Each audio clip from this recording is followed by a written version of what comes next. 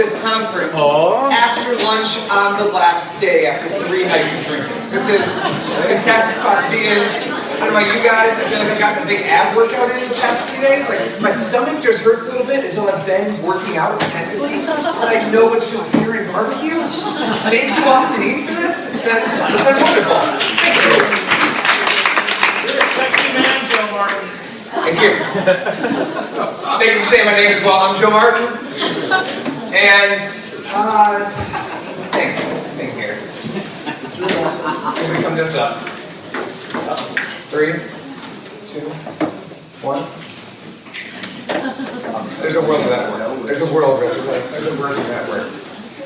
So we started, I'm talking about this idea of emerging trends and data technology, some of the things we're going over here. And it's a bit of a different take on it. We're gonna look at things a little bit differently. And sometimes I feel like we need to back things down a bit and keep in mind some of those things that are really important to us. We've gotten a lot of information over these past couple days, and I just want to make sure that we're processing things. But you guys, I know a lot of you. I've known a lot of you for a long time. It's wonderful to be up here. And I have a problem. There's something wrong with me.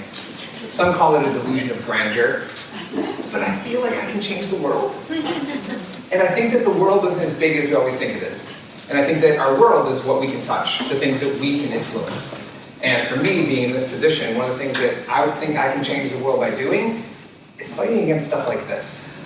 This idea of corporate consolidation and these bigger companies coming in and calling the shots and doing everything they need to do, when we have a room full of independent business owners here operating their own businesses who care about their community and are involved. That's what I want more of. I want more stuff that's on the ground, that's involved. And a couple weeks ago, at the Arrival Conference, the VP of Experiences from TripAdvisor talked about how their aim is to become a $1 billion to $2 billion company. What I don't like about that is that it's money driven. It's driven by the idea of profit behind it. And I think that when we focus on profit, we're focusing on the wrong things, and we're starting to build bad cultures that way. And that we focus so much on we need to be at work, we need to make a lot of money and do all these things, that we focus on kids coming out of school and focusing on how much they can go make, and they can make more than their parents, but we're losing stuff from this. And I think that somewhere along the line, we started downplaying the importance of raising children. We started forgetting what it's like to be involved in our kids' lives and to be there for them. And what I'm afraid is happening is that we're creating unhappy parents. And I think that those unhappy parents are going home and creating difficult situations for their children. And then when we do that, we're making the world just a little less bright. And I have a platform. I'm with EasyTix. When we created Easy Sites, one of the things that I loved the most was that we had the chance to build a website that gave the little guys a shot at the big guys. We leveled the playing field by creating what would be a $20,000 site and being able to offer it for $0. That you don't need to have all the money, you don't need to be the big corporation, you can get started, get moving, and get going, and that's what I love most about this. And so when I look at this idea of changing the world and kind of how can one person change it, for me, it's actually being here today. It's being up on stage, talking to all of you with your own communities all over the world. It's incredible of how much you're already involved in your community, what you do, the partners that you have, the visibility that you bring to your community by writing blogs and getting people to go there. And so for me, I think that I can do it on my own, but it's a lot easier if I get a little help from you guys. And if you believe any of this, then I have an even bigger problem because I think we can actually change the world a little bit here. So today, we're gonna go through one purpose. There's only one thing that I want you guys to walk away, and it's just one new idea for listening to your guests. We've heard so much about these data and these trends and everything, but we want to back it down a bit. Let's take it back to the person. If you were here last year, you might have attended my workshop on user personas. And and we talked a lot about this idea, the idea of your guest. And that a lot of us think about our guest in terms of someone being 35 to 45 years old, who's a tourist, who's coming to our city and doing this. I tried to get everyone to break that down a little further and to stop looking at it as your guest, stop looking at it as your target demographic. Look at it as Jennifer. See it as a person. There's a person behind this. We've heard so much from the marketing courses and the financial courses here today, everything, but there's the people behind this. And last year in that course we stepped through a lot of questions to help you define that person.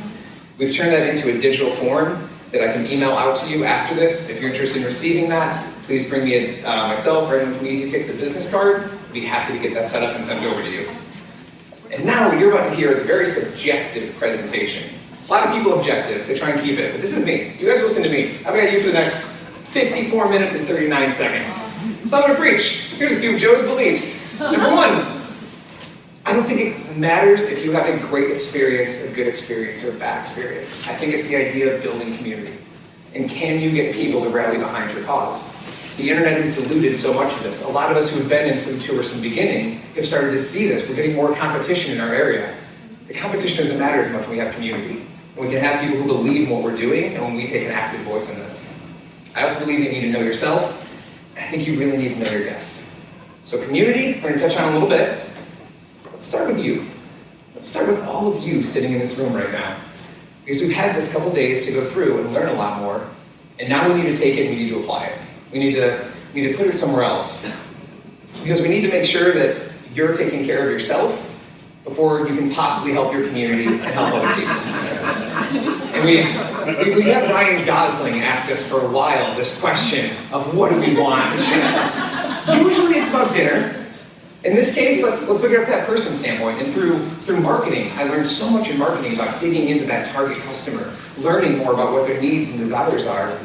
What about us? And maybe it's been a while since someone has asked you this question. What do you want? A little too big. We can make it a little smaller though. What if it's as simple as just what makes you happy? What are those things that we have a lot of business focus. We've got a lot of things to do with our business. What about us? What keeps us happy? What keeps us motivated? And I want you guys to take the next minute. I want you to go through, write down 3. I want you to write down just 3 things that make you happy. They don't need to be big. I love chocolate milk. Chocolate milk makes me happy. You guys choose what makes you happy. Let's write those things down. Give you guys about a minute here.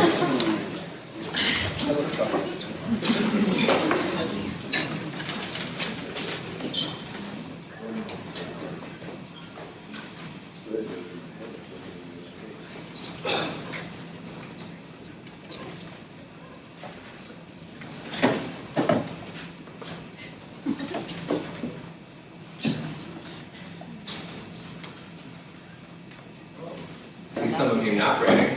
Not really concerned about your own happiness. Oh, Eric thinks he's just going to put it in his head and that's enough. You need to write it down, Eric. You need to put it into the universe. I tell myself these 3 things every day. I'll give you guys about 30 more seconds, finish writing that up. And if you are struggling with this, if you are having a problem coming up with 3 things, I strongly encourage you to go back and look at this again.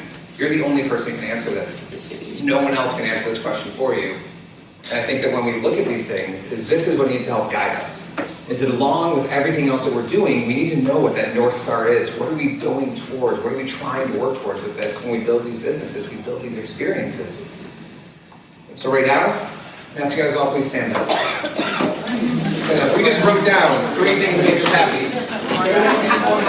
I want you to get that number one happy thing in your head. All right, I want you to picture it. Close your eyes real quick. Close your eyes. Picture that number 1 thing. All right, open your eyes. We're going to put our hands up in the air. And we're just give a nice, loud yeah. Ready? 1, 2, 3. Yeah! Wonderful. We can sit down. Start the day.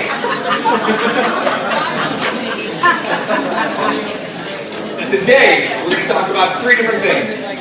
First, we're going to talk about time. Then, we're going to talk about questions. And after that, we're going to go mining. Hope you guys are excited. Anyone in here ever been mining? Has anyone ever gone mining before? Congratulations. By the time you leave the session in 50 minutes, you will all be miners. Congratulations.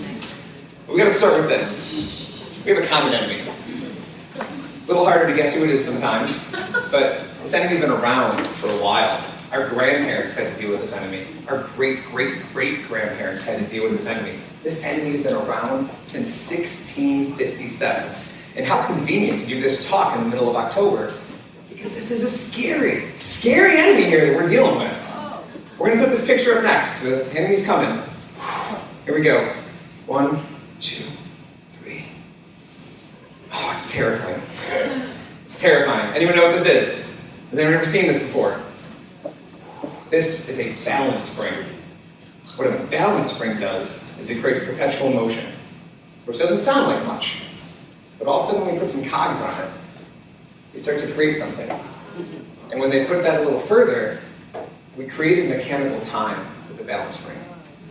And we started to use time as a measurement. We could measure speed and time. We started to measure distance and time. Time became the thing that we were using to measure everything.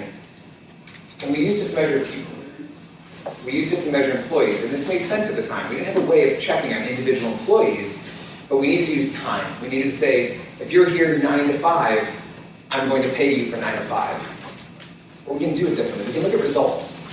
If we're more focused, if we know what we need to get done, as entrepreneurs and business owners, it's that feeling that nothing's ever good enough. And that we're always, as soon as we finish one thing, there are 100 other things to do.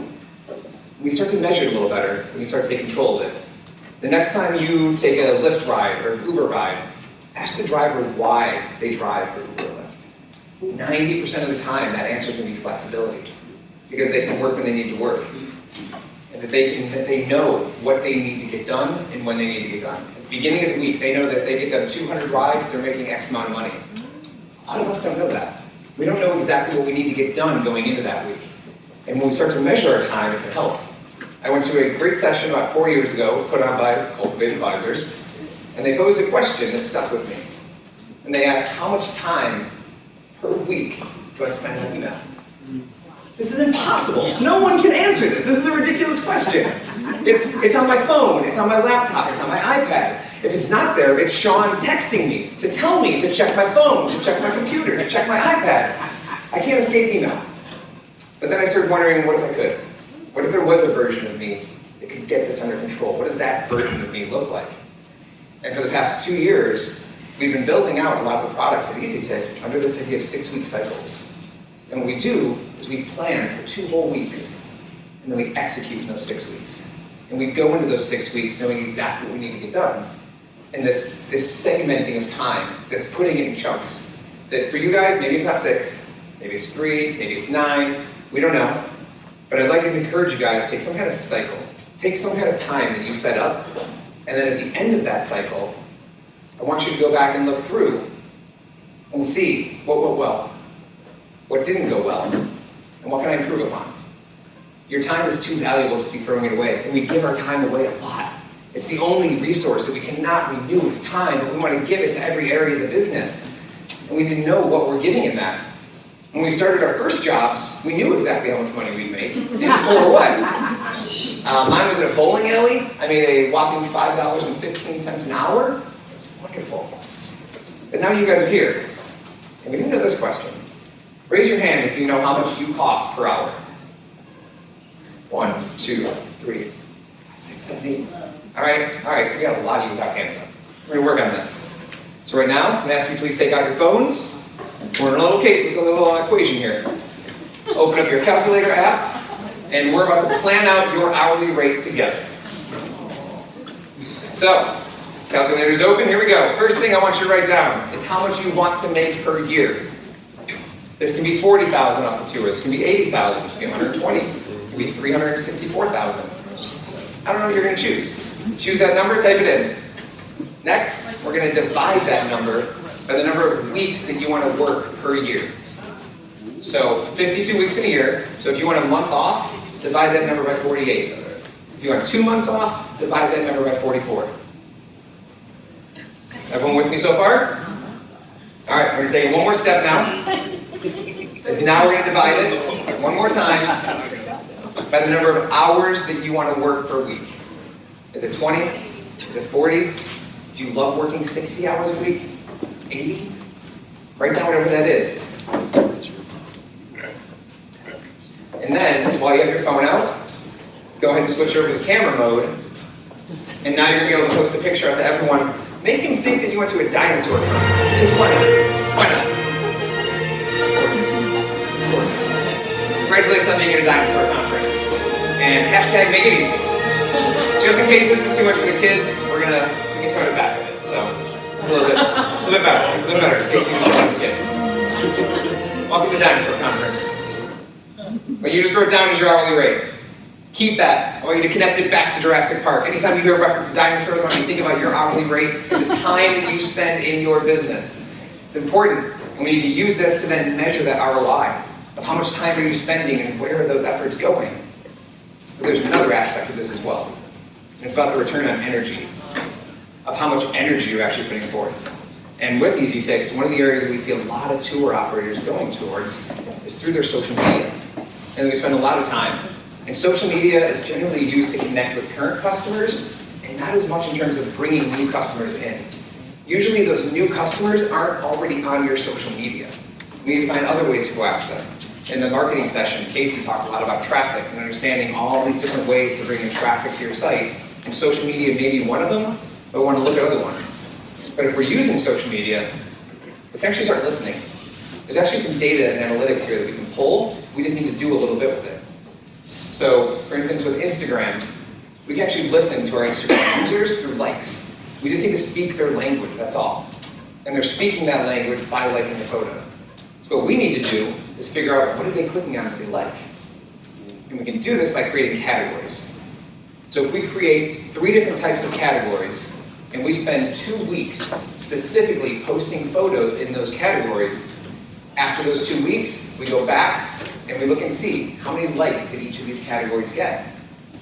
And this is them telling us. They're telling us what they clicked on. They're telling us what they like. They like local facts. They like the pictures of food. Pictures of guests, not super into it.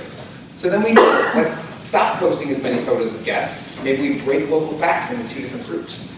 And we look at what that looks like then. And we continue to test. A big thing with Easy Ticks in this world of conversion and data and everything that we're doing right now is about testing. And these are some easy, simple ways we can go through and test with data that we're already receiving and different ways to do it. And so right now, I'd like you guys to go through, and I want you to write down 3 categories that you can start testing on your social media when you get back. The ones we put up were pictures of food, pictures of guests, or pictures of local facts. Pick 3 of your own, what you think those 3 categories are that you can go back and start grouping some of your social media into. What do you mean by local facts? Just a type of category that you can just be taking pictures around the town Okay. and just posting up little facts of it. Maybe some of the stuff you say on your tour already. Joe? Yes? I don't know if maybe you talk anything about social media this whole conference, but do people know how to use your insights and all that in Instagram to see what people already do like? Not sure. You can find it on your business page. Yeah, there are insights in the social media portions as well, and we can do that. We're gonna suggest that to Easy Ticks, put a little blog out to you on that stuff. And yeah, I'm happy to talk to people after too. Okay. Ophelia, you want to stand up real quick? Just let them see who you are. Ophelia will talk to you about social media as well. That's good. Yeah, there, clap. All right, so when we do this, it gives us one new way of listening to our guests. There's this one way that we can do it. And now we're going to switch things up a little bit. We're going to do a live demonstration. Who wants to volunteer? Anyone? Hands up. Who wants to come up and hang out with Joe? Ooh, let's see. Come on up. Come on up. Ready for go? Nope, just you. Just you.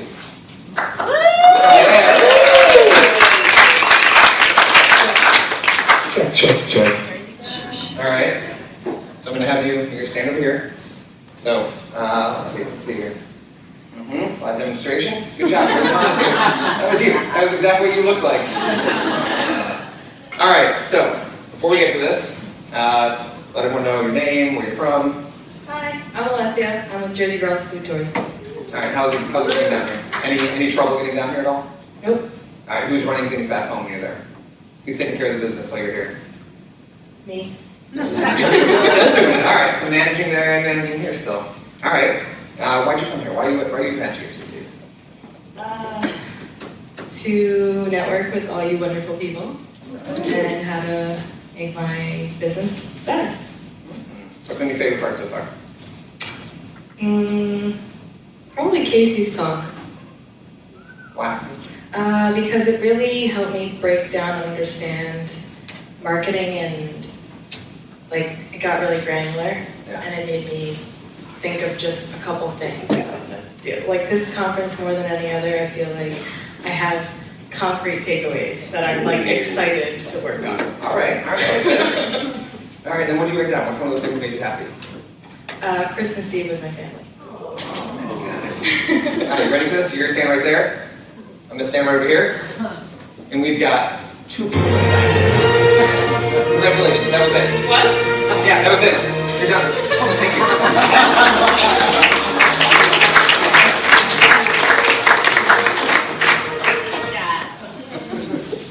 more than that, I don't need this.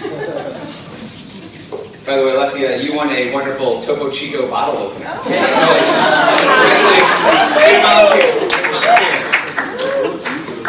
So the power of what we just went through were the questions. What seemed like just regular questions that we're asking, we learned a lot of data. And then if I were doing market research for GFTC, I asked her, what's been her favorite part? What that gives me the insight to know is value. I helped understand the value of it to her. Casey's session, the specific breakdowns, the actionable items, these are the value. These are the things that we can't necessarily put a price tag on that she's getting out of this. I asked her about trouble getting to the conference, who's managing things, who's taking care of that. That whole process is anxiety. And we looked at how can we reduce anxiety when we talk to people. How can we use our website, and use our marketing, use our language and our emails to help reduce the things that they may be concerned about. Ask what makes her happy. Well, I can't really do much with Christmas Eve with the family. When we know those things that make someone happy, we can start to pull those out. That's motivation. If I know that Scott from Scott's Pizza Tours loves pizza, and I can say, hey, Scott, every day we're gonna have pizza at this conference, he's gonna love it. He's gonna be happy with that. And those are the things I look for in motivation. And the last one I asked her, this idea of why. Why did you choose GFTC? This question is gold. This question is amazing. If you've ever taken the Easy Sites Bootcamp, we would have sent you this video about starting with why. It's a Simon Sinek TED Talk. If you have not seen it, a lot of people have. Take the time, go look it up, give this a watch. It talks into some of those reasons about why is so important. And we use this a lot in Easy Sites in the way that we build sites, because we know that one of the first sentences we want on a site is the unique value proposition. This sentence lets someone know immediately who you are, what you do, and why they want to take your tour. And we need this simplicity. The human brain has a hard time focusing on details right away. We need to make it super easy to drop those fight or flight reflexes and help them understand this is what you're getting. This is what you're looking for. And with Dylan's, when we look at this, when we pull up this page, and this is first section, we can immediately say, this is who they are. We can see this is what they do, and we can see this is why someone wants to take a tour. And for Dylan, he knew that the majority of his guests were travelers. A lot of them were tourists. There are people who didn't have a lot of time in town. And as he started to look at it more, it was this concept of just to see the most iconic sights of San Francisco. It's not about the multiple stops. It's not about everything they're going to see. This is what's driving that innate feeling. And when we can start to ask why, we can start to get more of this. And Dylan, I know that in Casey's session as well, he talked about traffic and conversion rates. Dylan's been doing amazing on his Easy site, pulling about a 4.5% conversion rate. A large part of that due to the language, due to the copy that he's actually using on his site. And so for you guys, I want you to start looking at why as a metric. Start trying to capture that why. Put it out there. Put it in your tour scripts. Have it somewhere that you're getting that information back to understand why are people taking this tour, and start to track it, start to categorize it. Look for trends as to why people are saying they're attending, and then use that. Take that information and put it right back in front of them. When I was doing a lot of research on copywriting and understanding how we kind of use that as the framework for Easy Sites, you find out that you actually write less copy the more copywriting you do. And so much of it is this idea of taking the voice of the customer. What did they say? How did they say it? How do they speak about us? And take those same principles and give it right back to them. If someone's saying, if there's things that they're not going to want to take your tour because they're not going to get enough food, there's too much walking, great, let's put that stuff back on the site. Let's tell them these things as to why they don't get food, why there's not a lot of walking. And we can get that why, we're really going to start to impact them at an emotional level. We know who that ideal guest is. If you're interested, I do have some example survey questions. I'm happy to send these over. See myself, anyone from EasyTix, give us a business card. We'll kick that over to you. And with those questions, we kind of found one new way of listening to our guests. And now, we're going to go mining. We're going to mine a little bit here. So, I'm going to have you guys take out your phones again, because we're going to go mining on TripAdvisor. You guys ever mined on TripAdvisor before? No? All right, fantastic. We're going to look at what's on the surface of TripAdvisor, and then we're actually going to dig just a little bit deeper on this. So I'm going to have you open your TripAdvisor app. I'm going to have you find one review. Find one, I'm going to give you guys about a couple minutes here. Find one really good review for your company. Make it about, let's say, 3 to 4 sentences. Let's have something with a little bit of meat in it. And then we're going to take a look at these as a little bit of a group together here as well.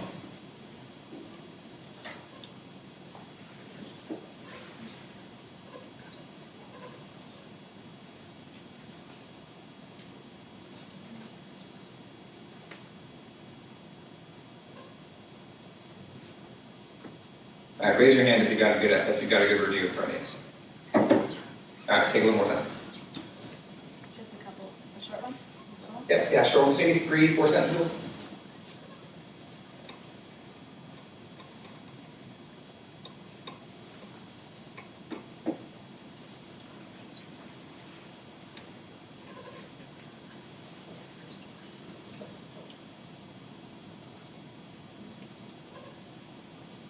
All right, raise your hand if you got a good review. All right, a few more. Take a little more time.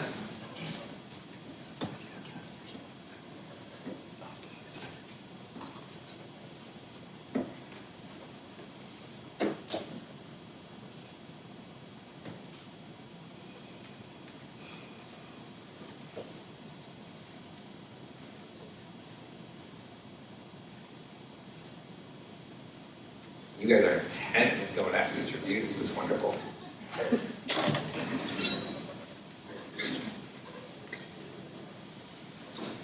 And of course, so we're going to step through a little review mining form here.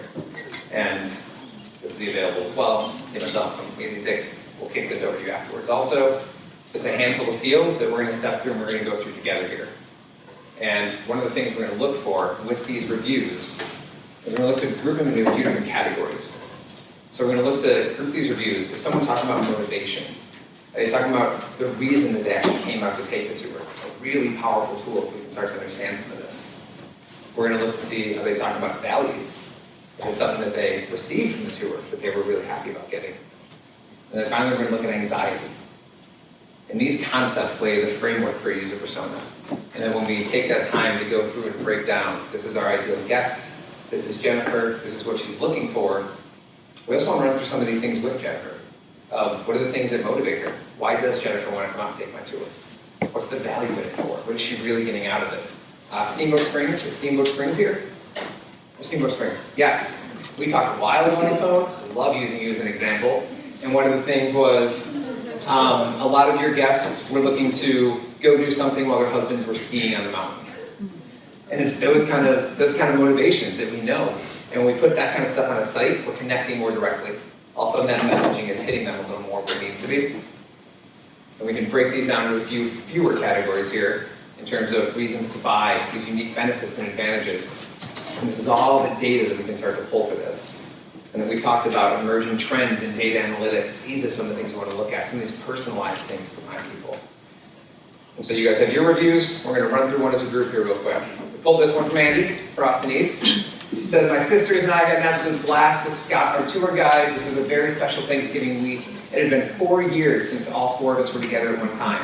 We had plenty of food and drink, as well as so much fun meeting new people from Austin and all over the country. The price was worth every minute, bite, and sip. I've been in Austin for 20 years and learned so much from this Saturday brunch tour. Cheers to Austin Eats.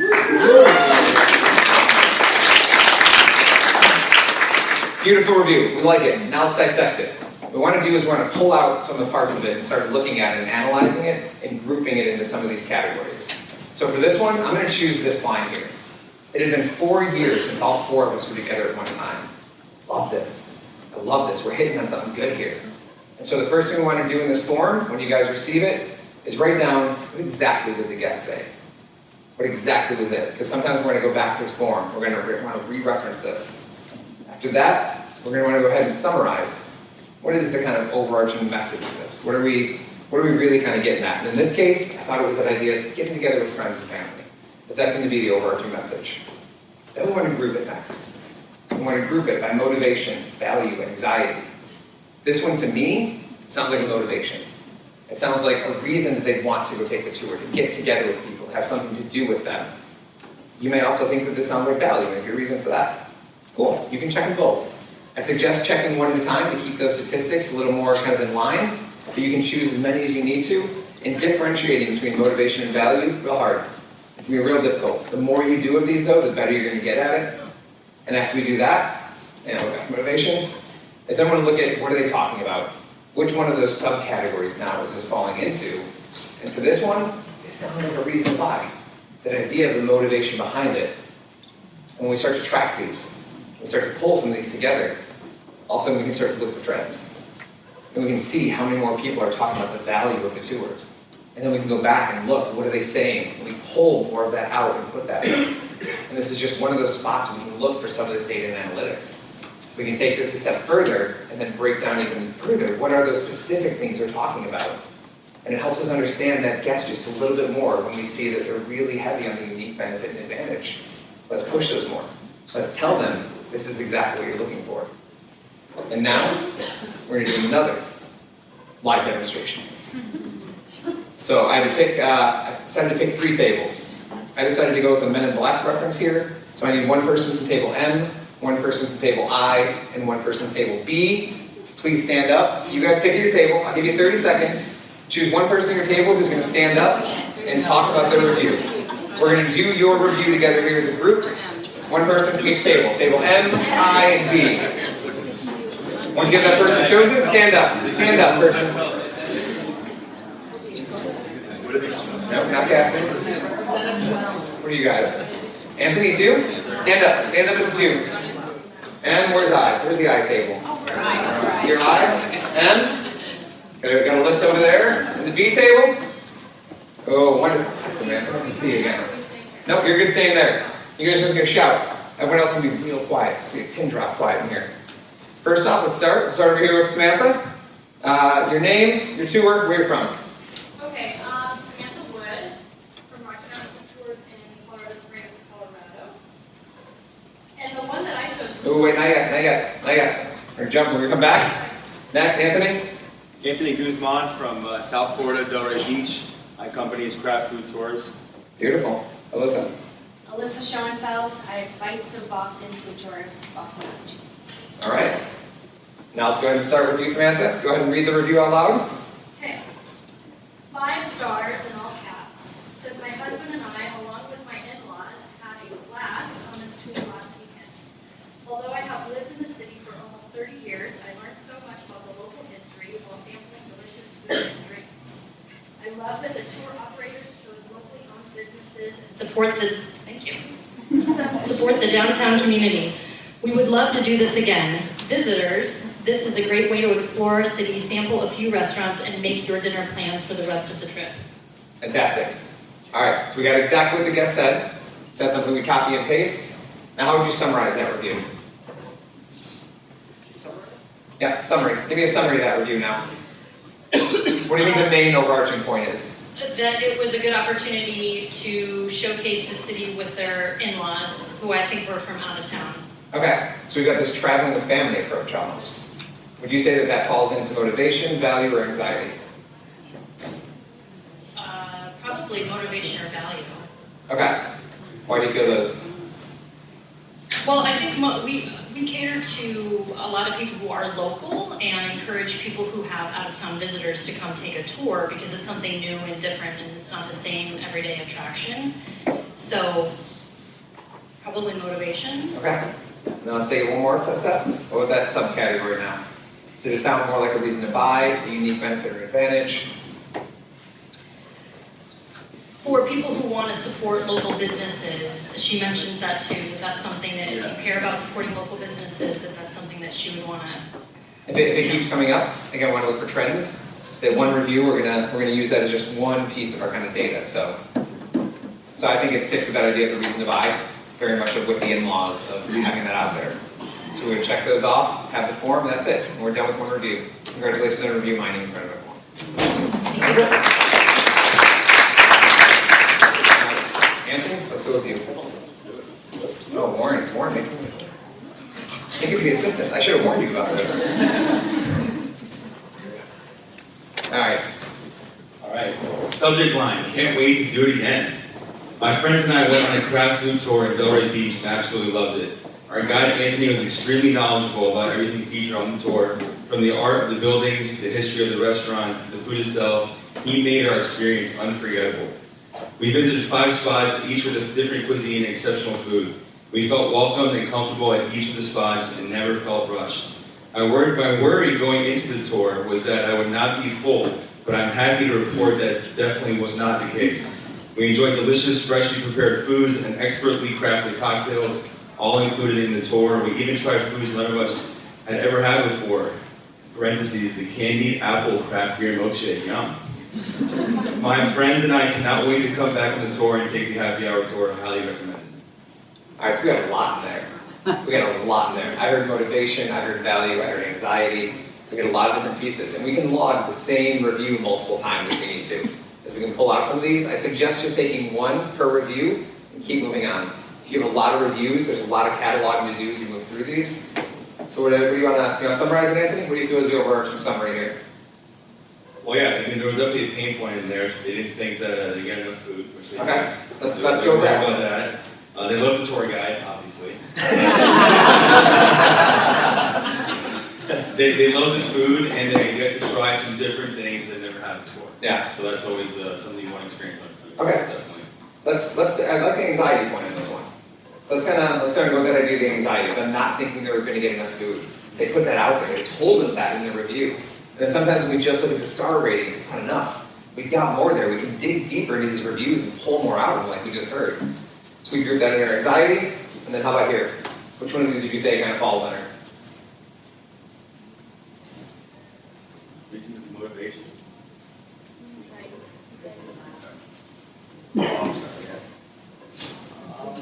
Uncertainty. Yeah, a little uncertainty. Uncertainty. Yeah, a little perceived risk A little perceived in there as well. Yeah. And that's it.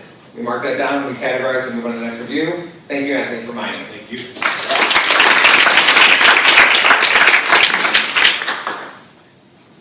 Alyssa, I'm sorry we didn't have hard hats available for this. Oh, We got you a good one, just to make sure you're safe during this mining expedition.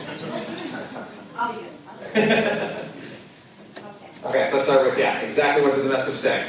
Okay, so mine is titled Bites of Boston, Chinatown, and it says, when our cooking class was canceled at the last minute, we decided to book Bites of Boston's brand new tour of Chinatown, and we were glad we did. What a great experience last year on the South End tour, and we were very pleasantly surprised to see the same tour guide again. What a wonderful tour to a part of Boston most people never get to. Chinatown is compact but loaded with incredible eating spots, most of which you would not be able to find without this tour. From the dim sum palace to the cool underground bar, from my first soup dumplings to Spam fries, weird but incredibly tasty, which is entirely true, by the way. Everything about this tour is great. One word of warning, do not eat a heavy breakfast. Better yet, skip breakfast completely. There is a lot of food on this tour. We were full. Highly recommended. Okay? What are some of the things you guys heard in there? Just shout them out. What do you hear in there? Value? I heard some value in there. Unique benefit? And that idea of finding the places that I'm not going to find on my own. How do I put a price tag on that? And so many times when we look at valuing and how we price our tours, we look at just what our costs are, because we know what our costs are behind it. And then you just put your markup on top of there. But we need to look at what is the value, what are they really getting out of this?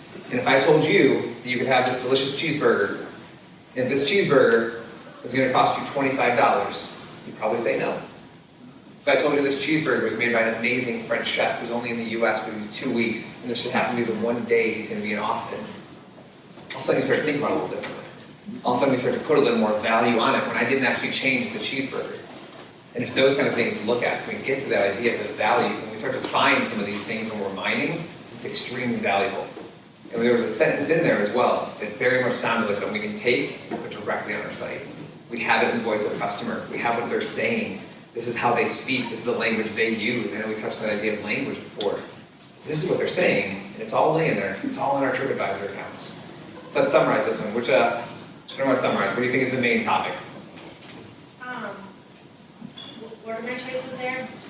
The main- This one just, the main topic, the summary of the message. I think that they're food activity people. So they've now been on 2 of my tours, and they came this time because a cooking class was canceled. So they're looking for food-related things to do in Boston. They're Okay. from Vermont, so they probably come to the city. Beautiful. So food-related things to do in Boston. Would you group that as motivation? Yeah, motivation. Okay. Wait. Let me finish. You're already got the hang of this. Final answer. And then are we saying, so which one of these now? Which one do you want to pick from here? So we know we're looking at motivation. More of a reason to buy or more of a unique benefit or advantage? unique benefit and advantage. You got the advantage of getting out and getting over there. I like it. Alyssa, congratulations on being a minor.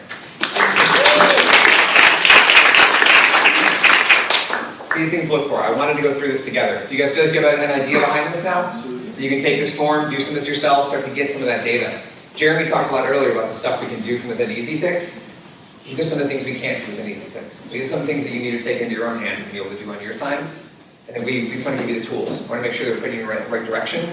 For this, I'm going to suggest you aim to do about 100. Start with doing about 100 reviews, mining them, and look for the trend inside of there. And when you do this, we found one more way to listen to our customers. And now we've gone through a bunch. I feel like I've dropped a lot on you guys.